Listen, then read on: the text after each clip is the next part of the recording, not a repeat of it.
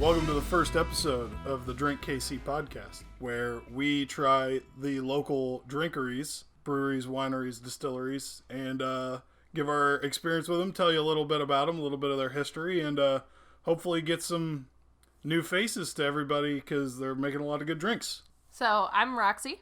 I'm Corey. And we're going to be talking about alcohol, which we are very big fans of. Truth. And hopefully you are too. Otherwise, you may be in the wrong podcast. Correct. If you don't like Kansas City or alcohol, how'd you find this in the first place? Speaking of Kansas City, this is our pilot episode and a very important one because it'll be going out right before the Super Bowl. Yes. Super Bowl 20... Do we consider this 2020 or 2021? NFL season 2020. Okay. I'm not as big of a football person, but I have fallen in love with the Chiefs living in Kansas City for about the last 10 years, so I'm a really big fan of the Chiefs. Go Chiefs.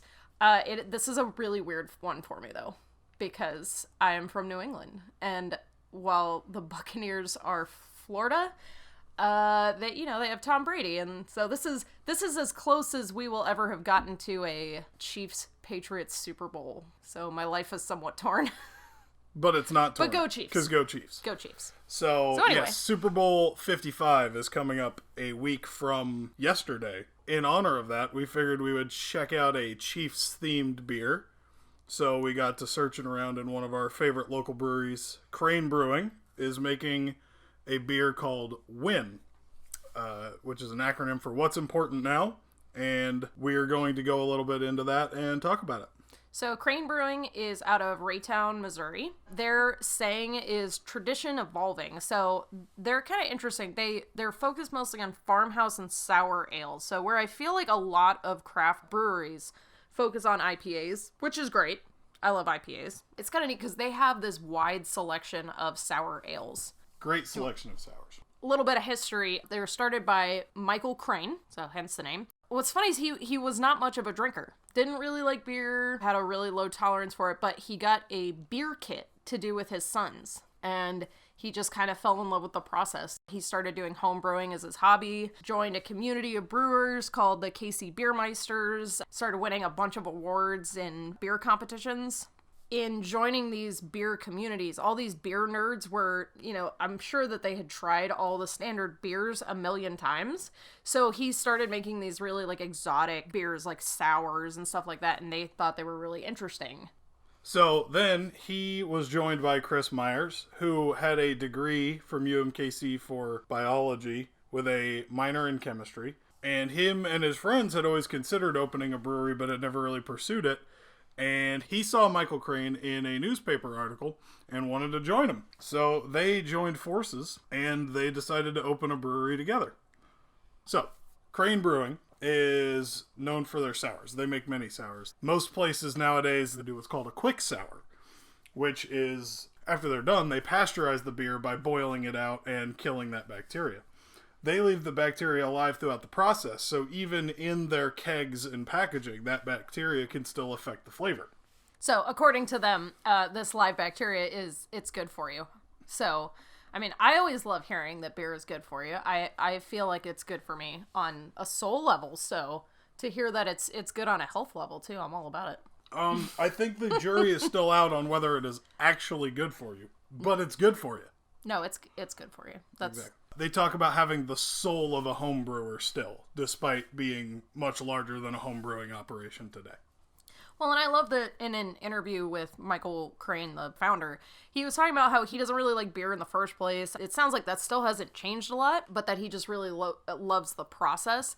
But the reason that he started focusing on sour ales, in addition to the beer nerds finding it interesting, is it is something his son really loves and is really passionate about. And I love that, this whole process is such a family-oriented thing from him. It started doing a beer kit with his family, and he, his sons sound like they're still involved, and so it's just really cool. When you do these craft beer deep dives, you find out how much the people play a role. It's not like these big corporations where it's, somebody at the top running everything. It's these people that are really in the trenches and are involved in making this.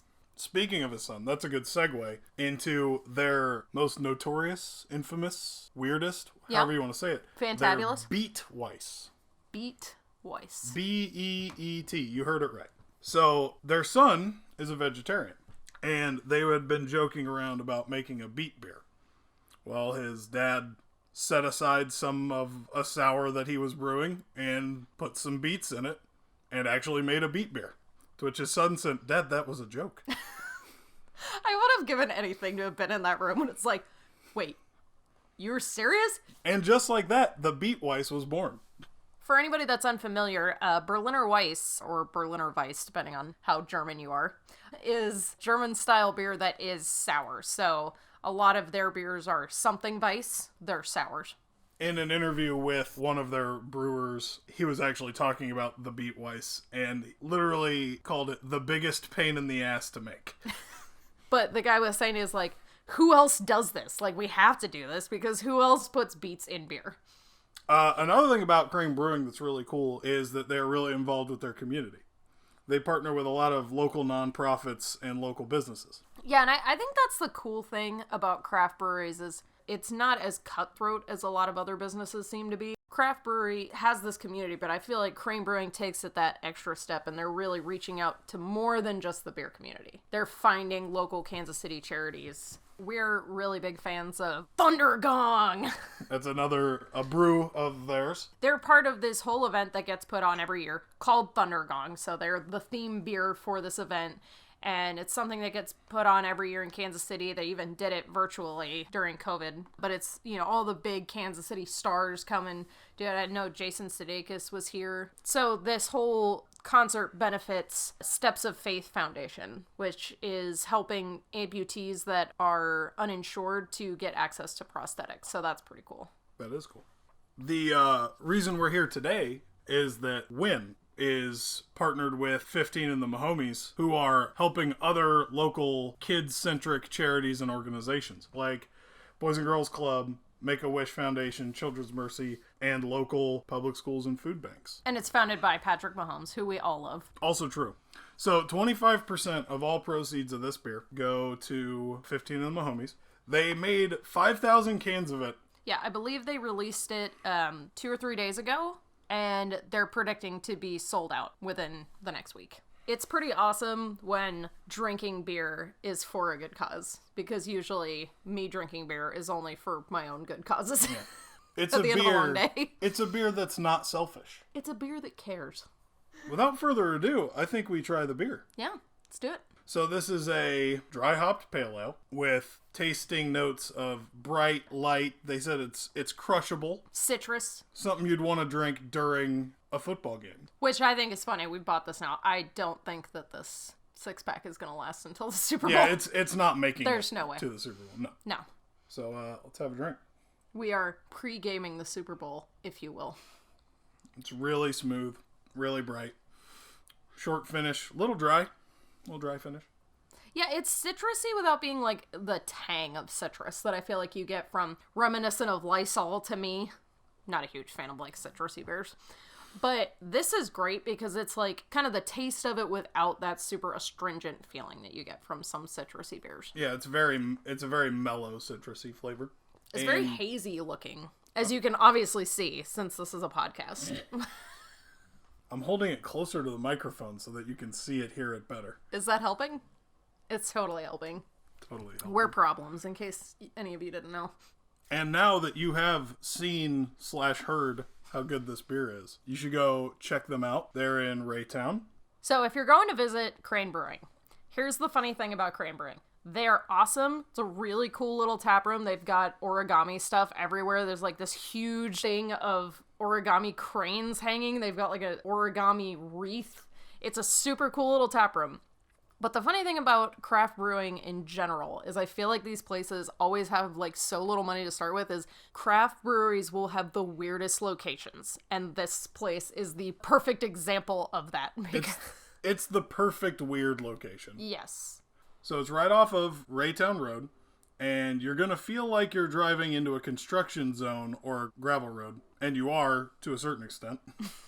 But it'll be tucked away right there in its own little corner of the world, and it's totally worth checking out. They are closed Mondays and Tuesdays. Yep. So the next chance you're going to get to check them out is on Wednesday.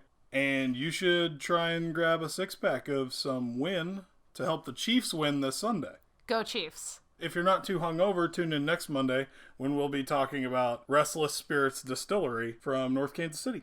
It'll be perfect, actually. So when you call into work on Monday because you drank too much during the Super Bowl, you can listen to our podcast. It's the perfect hangover cure, in case you didn't know. So between now and the next time we hang out with you guys. From your local amateur alcohol aficionados. That's us. I'm Corey. I'm Roxy. And no matter what you're drinking, you should drink KC. We'll see you next time.